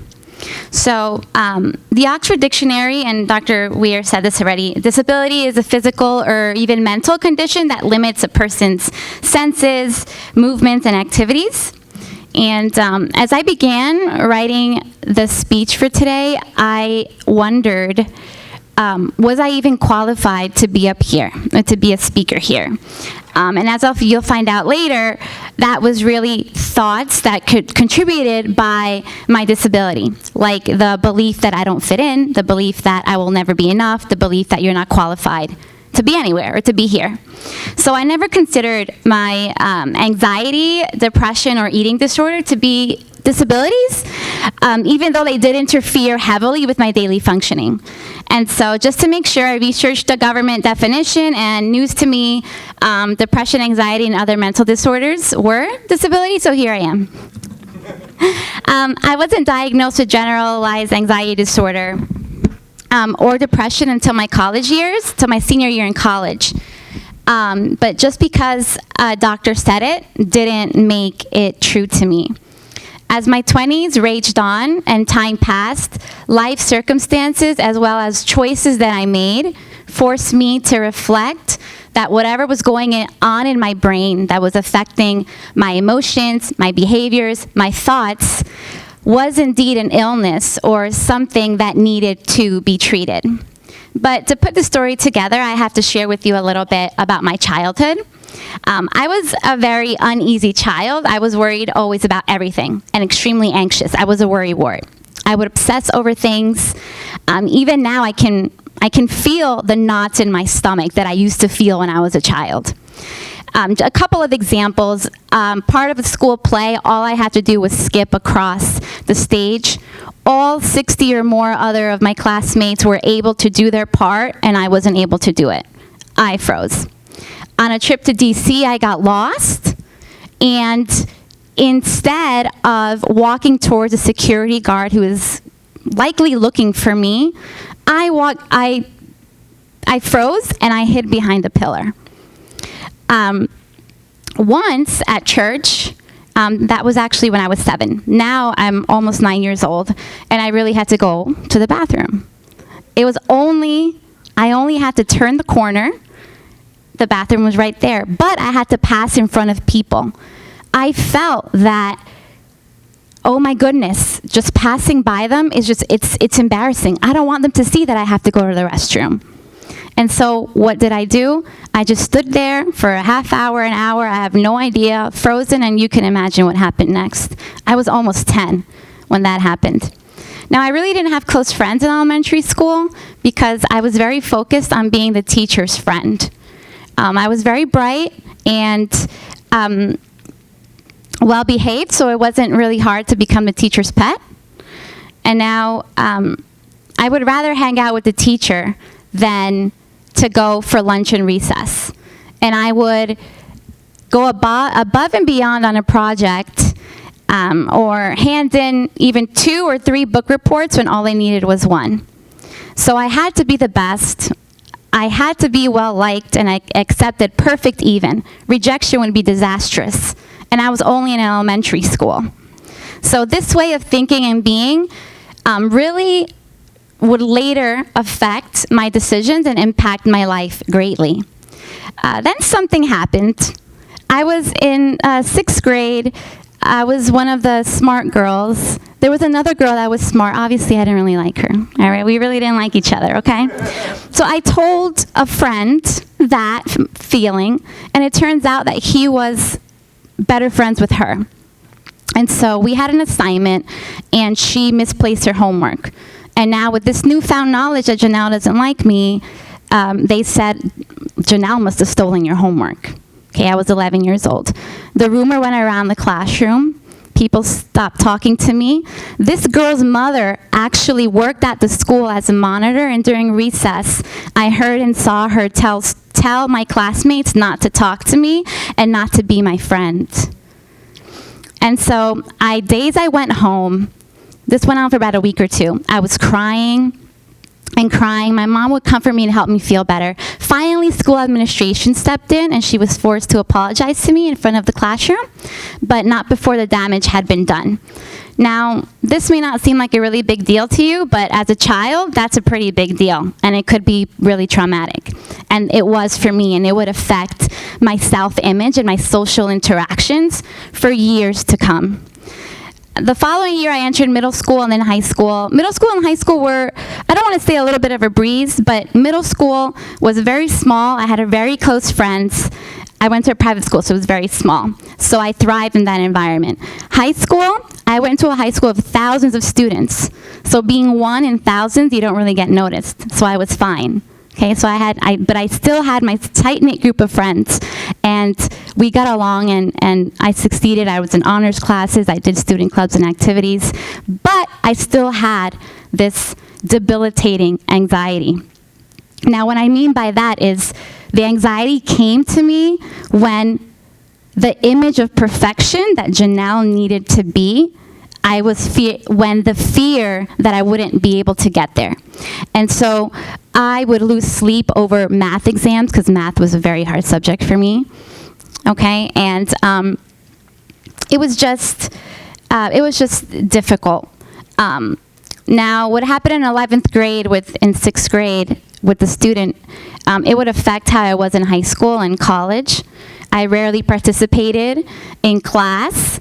I was afraid that if I said anything, I could be targeted or disliked. And so as a defense mechanism, I put up a facade that I was getting all right in social events and classrooms. In reality, I wasn't okay. I was never truly able to be myself around others. I had to be someone else to protect myself. And this would play a huge role in me truly not knowing myself because I spent so long hiding. I'm in my 30s now, and it still affects me to this day. I walk into a room, and I think 2 things. They're talking about me, or they automatically don't like me. And so I've worked on that, but it's still always going to be in the back of my mind. Now, being a child and having undiagnosed anxiety, and having the amazing protective factors that I had. My family loved me. I had a home. I had siblings. When I went, having that anxiety, undiagnosed, and going to college, and just being away from home and having all that stress, anxiety and depression, they really came in full force as I left late adolescence and entered young adulthood. I thought that I would get better when I got accustomed to being far away from home, but I really didn't. I wasn't just homesick, I had a difficult time connecting with my peers. Right? I had isolated myself. Everyone seemed so different. Everyone was so social, they knew what interested them, they seemed very sure of themselves, and I sure didn't feel that way. I started to feel isolated and alone, very alone. And so thankfully, my sister who's here, she went to the same city for college, and so I was able to spend every weekend with her my freshman year.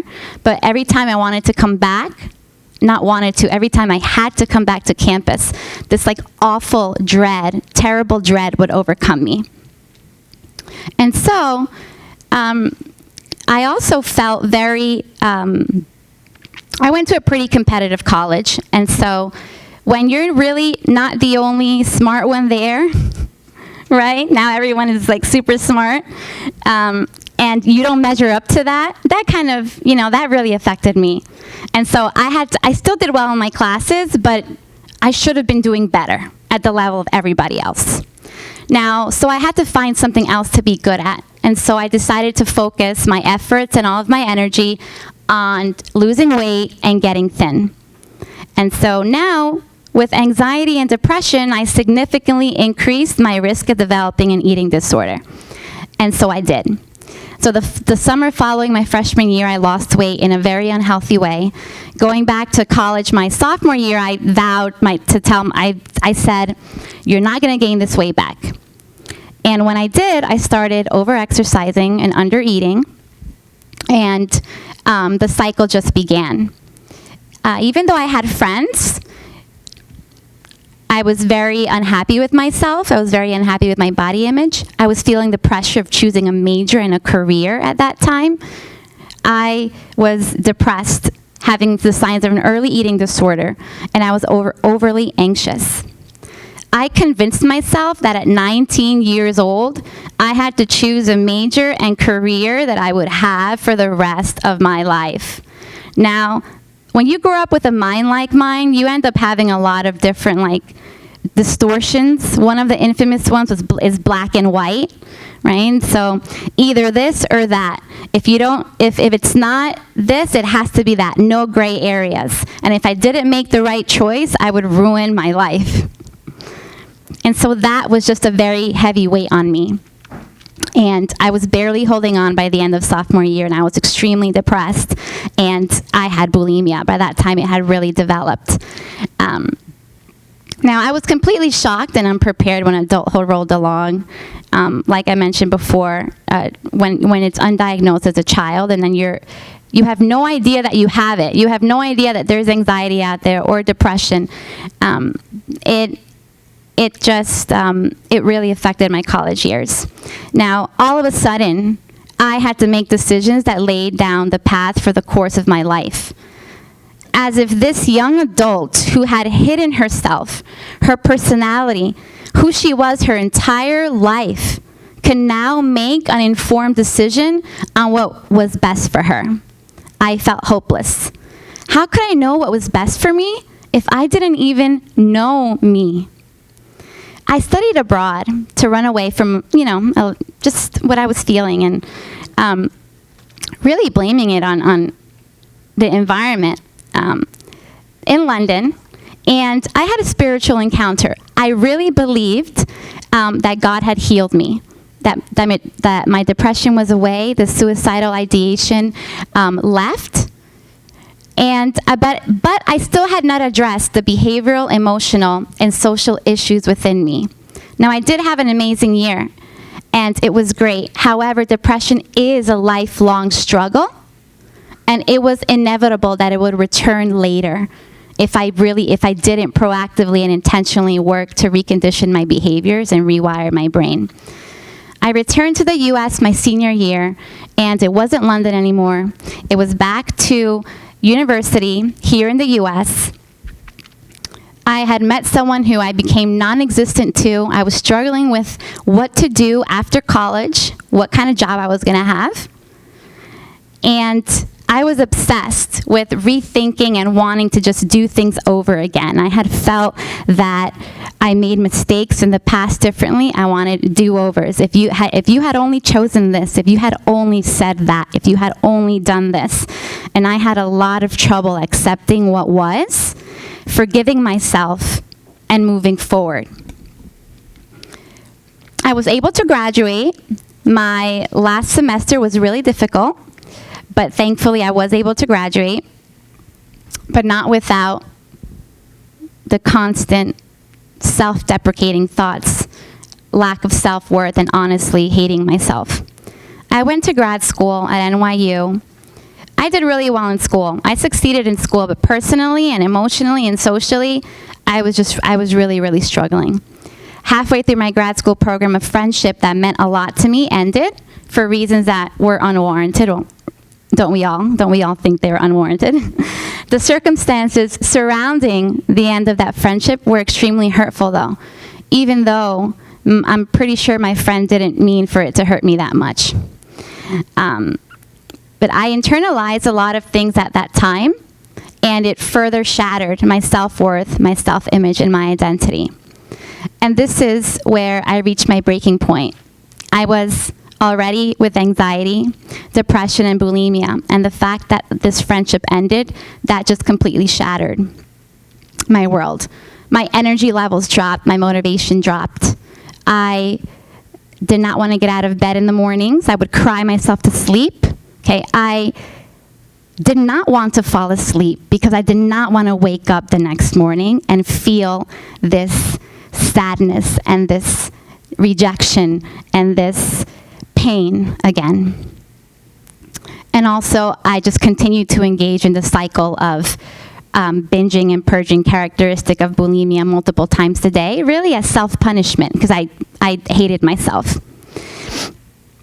As my psychologist would say, the punishment didn't fit the crime. When he talked to me, he's like, the punishment is not fitting the crime. You're thinking that you did all these things wrong, and you just have to accept it. I took a leave of absence.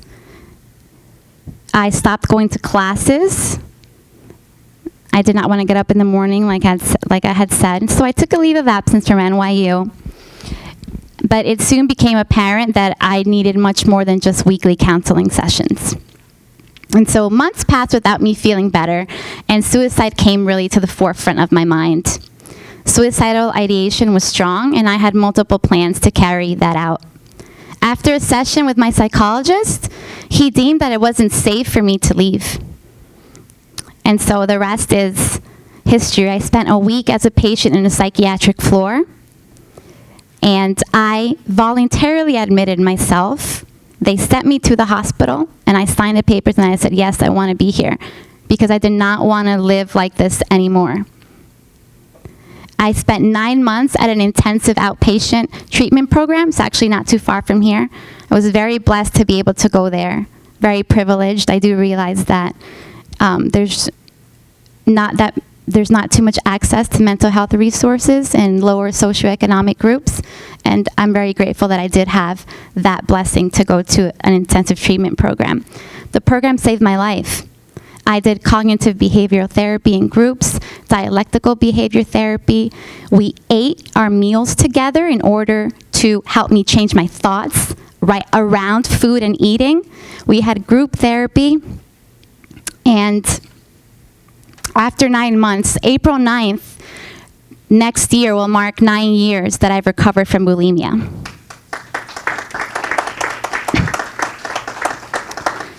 But recovery is a lifelong commitment. It's decisions that I have to make every single day. Thoughts still come back. It took me years to fully address and work through all the wounds in therapy. I had to unlearn the false Janelle, and like Amanda was saying, really find my true self, because I wasn't that person. So I had to basically break down and just build myself up again, a new identity. That was the only way to my healing. It was painful, I did the work, but I gained so much. Now I wanted to answer, Dr. McLennan Weir gave a couple of questions, and so I'm just gonna answer those just from. So one of them was has your disability affected your life? And I just gave a chronological order, so that's how anxiety, depression, eating disorder affected my life. How has it interfered with my life goals? Well, I've hidden for so long. I hid for so long. And I never really allowed myself the chance to explore my interests, my strengths, my desires, my wants, and my values. Because we all decide at some point what we're going to believe in, right? Some of us are going to stay with what mom and dad taught us. But then through experiences, through traveling, through meeting new people, through thinking, you develop your own values. However, I never let myself do that. I was always very black and white. And so I really believe it did prevent me from really knowing who I was and doing what was actually going to make my heart happy and my life happy. So I know that I have multiple degrees. I've traveled a lot. I have a list of accomplishments. But sometimes I look back and I'm like, I made those decisions when I really didn't know the true Janelle. And so I wonder what decisions I would have made for my future if I hadn't gone through what I did, and if I had known my true self. I wish I had known when I was younger that I had anxiety, and that I was predisposed to depression. I feel like, it wasn't my fault. I could have saved myself a lot of grief. My parents didn't know either. But it was left undiagnosed and untreated. And when I became an adult and serious decisions had to be made about life, it just became too overwhelming for me. One life goal that I wasn't able to achieve because I was always just so worried was I trained for the Boston Marathon, and I qualified for it through charity, all right? I'm not an elite runner, because I was going to run through charity. I was only weeks away. But I kept telling myself, you can't do this. You're not gonna be able to do the 26 miles. It's gonna be hard. You're gonna feel like your heart's coming out of your chest. And even then, I still didn't accept that I could get help for the anxiety. And so I relinquished my number and I didn't run. Oh, I know, I regret that so much, but hey, no regrets, right? But now, with all of that said, childhood trauma, it can't be ignored. Our experiences, they lay the groundwork for how we behave and think in our adult lives. And our brains are so elastic when we're children. And so it builds our experiences, especially adverse ones, build our brain architecture. And so I just wish that in my parents' culture, it hadn't been so taboo to talk about mental health. And that it would have been more disposed to help. And even in our country, maybe 25, 30 years ago, 20 years ago, mental illness, you were either a misfit, an outcast, considered crazy. And so there really wasn't that education out there. And conversations are opening up a lot more now nationally, and I'm really grateful for that. Managing your mental health should become as normal as treating and managing physical health. One other thing, in all those years, in high school and college, I looked fine. Now, if you ask my friends and the people that I was hanging out with, if they had any clue what I was going through, they would say no. And that really reminds me about the recent high-profile deaths of celebrities that have died by suicide recently. You don't know. You can't see it. Sometimes you can't see it. And so if you are feeling a certain way, or if you know someone who has tendencies, to, like I did, just reach out and see how they're doing and ask for help. And have them, and tell them that you're there to help them. Almost set. Resilience and courage. I did have, hold on, I gotta find my paper. Okay, here we go. honestly, having the disabilities has actually helped me rather than harmed me. They've made me a lot braver.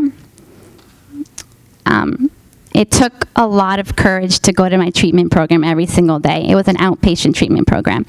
I would get on the bus, get on the train, only listen to positive music that would encourage me and motivate me.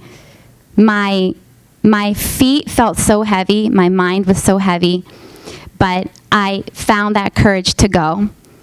And even working through your issues in therapy, it's very painful, very, very painful. And so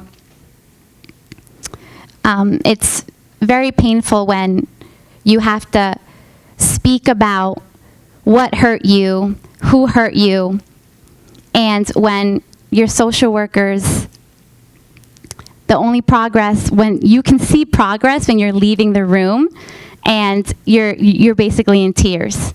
Because what you just said was just, you felt finally so validated in group therapy, and you finally felt like you were being heard. And that is the beginning of healing. I'm grateful for my parents because with anxiety, I could have not done anything or a bunch of things that I wanted to do, but they always pushed me. Even if you're scared, you can do this. Even if you're fearful, I know you can do this. And without them, I wouldn't be where I am today. I just wanted to share that one of the questions was employability. I'm almost done. Have you had trouble finding employment?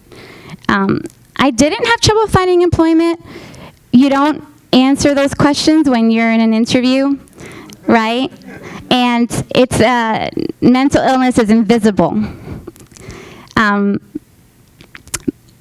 But what I did find was that there's really a lack of support for mental wellness in the workplace. There's a lack of emotional training and awareness. Managers need to learn how to handle or deal with someone who struggles. There needs to be training on mental resilience and managers. When profit and output are priority for companies, then we're kind of like machines, right, without regard to our mental wellness and our mental health. And so, no, I did not have trouble finding employment, but I believe that there should be a lot more education in the workplace. Yeah, I think.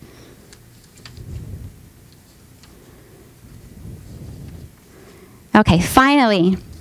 I don't know how these pages got so mixed up. They were all in correct order. Okay, finally, this disability does not go away. So even though I recovered from bulimia, the recovery is a lifelong process. Anxiety, I will always have anxiety. Depression, I will always expect me to somehow, sometime, have another depressive episode. I'm okay with that. I've accepted that fact. I manage and I treat my depression as best as I can. I see my psychiatrist often. I go to counseling every week. I am on 2 medications. I am self-aware and try to really self-care. When I know and when I feel that I might be turning that point, I bring myself back and I use the tools that I've learned. And now I accepted this part of me. And it's the cards I was dealt with for a reason. I always believe it's for a reason. And I'm prepared and equipped for when life becomes harder to handle and manage. I know that life is beautiful. I'm not giving up. I know there's so much to see and do, so many people to meet and to love, so many places to visit and explore. I want this life with its ups and downs. Years ago, I would have never been able to say that. And now I can. So if you struggle, you can too. Hold on. There is hope. You are worth it. Find the help that you need. Stay on. I know many of us can say, people are, oh, that was only for a period of time. I don't need to do that anymore. But I've accepted this is going to be for the rest of my life, and I'm healthy, and I'm happy. There's hope, you're worth it, and stay the course. Thank you so much.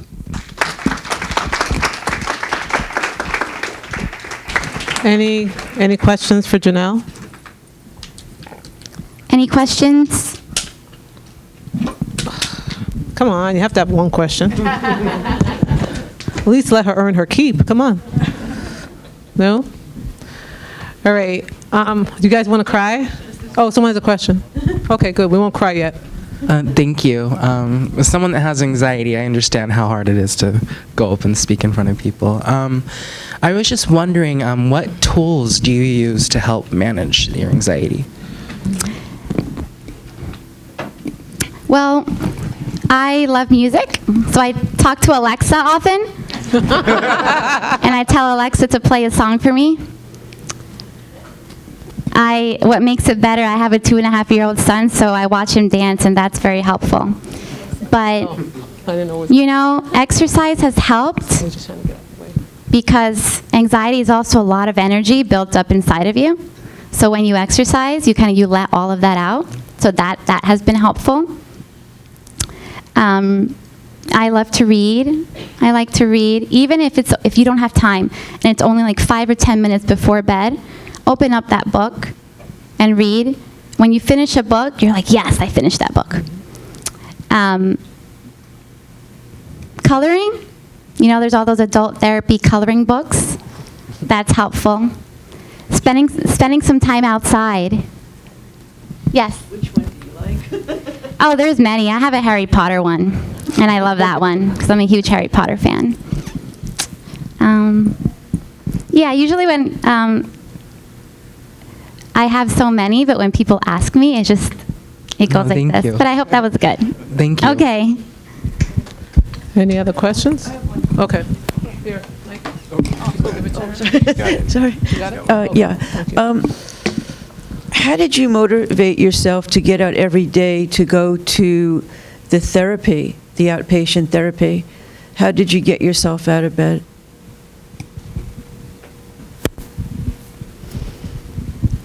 Honestly, I don't know.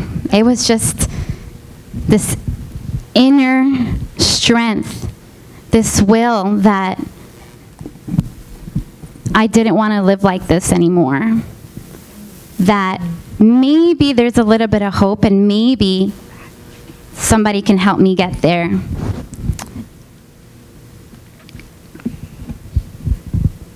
Yeah, it's very, very difficult. You have to dig really, really in deep.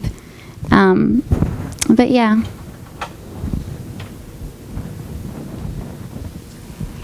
Any other questions? Thank you, Janelle. Thank you.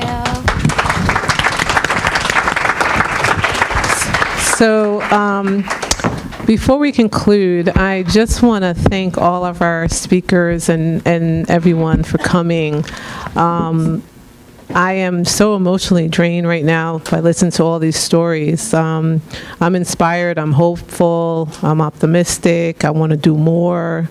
Sometimes we get stuck in our own little situation and we feel that life is not it's bad because of whatever thing we're thinking about at the moment. But honestly, it's precious and there's always someone else dealing with something more difficult than your own. I think sometimes we have to put things in perspective. I'm just grateful. So it's a good day. I just want all the speakers to come up because this is a little different this year with the Road to Resilience. I think it's always great for someone to share their story. But these were powerful stories today, weren't they? Okay. So if all the speakers could come up, I have a little ceremony, a little thing I want to do in thanking you for coming and sharing your story, traveling all over the world to be with us today. So we are the champions. Come on, Ian. So the speakers can get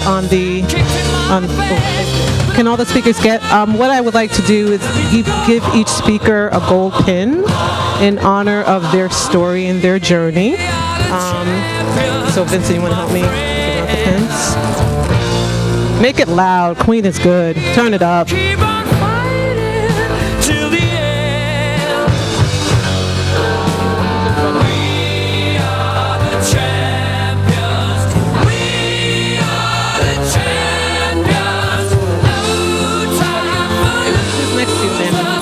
'cause we are the champions of the world. All right, who's next?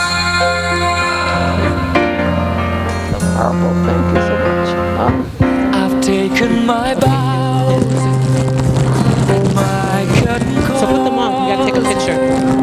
Berkeley's all about pictures. All Fame and fortune and everything that goes. right, where's Dr. Sue?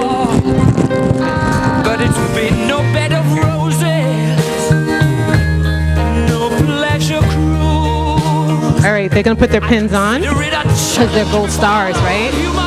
All right, let's cheer for these ladies. Come on, give them a clap. Thank you. You guys are great. Thank you for sharing your stories. Can we get some pictures? Keep on fighting till the end. We are the champions. We are the champions. No time for losers, 'cause we are the champions of the world. The champions, my friends. And we'll keep on fighting Are they done? till the end. Okay, so you can turn it down just a little bit. I just want to thank, this takes a long time to put together. And this year was incredible because I did a national call to women through all the psychological listservs. And this is why we have people coming from all over the country. So I'm really grateful. And I just want to thank Vincent Mass for being my right hand and really dealing with my craziness and perfectionism. But I really wanted you guys to experience the awesome of these ladies. Also, I want to thank our great IS team. They always deal with my little particulars and details, right, guys? But it always works out so nice. Thank you for being there for me and being there for students with disabilities. And I just want to thank my boss is here. Are you still here, Diane Racinos? Okay, Diane is here, and she's a great supporter. I'm tired. It's been a long week. But I just want you guys to know all the staff that came out, teachers, students that came, and those who are listening live stream. I hope you value your experience and value being here at Berkeley because it's an opportunity that we have to heal and teach. And we're not just giving someone a degree. We're giving them a life. We're giving them opportunity. And that's so valuable. So is Kevin Lewing still here? Oh, he had to leave. But anyhow, I just want him to know that we thank him and his family for this college. So thank you. See you next year. We are the champions. Play the music. Good job. All right. Thank you so much.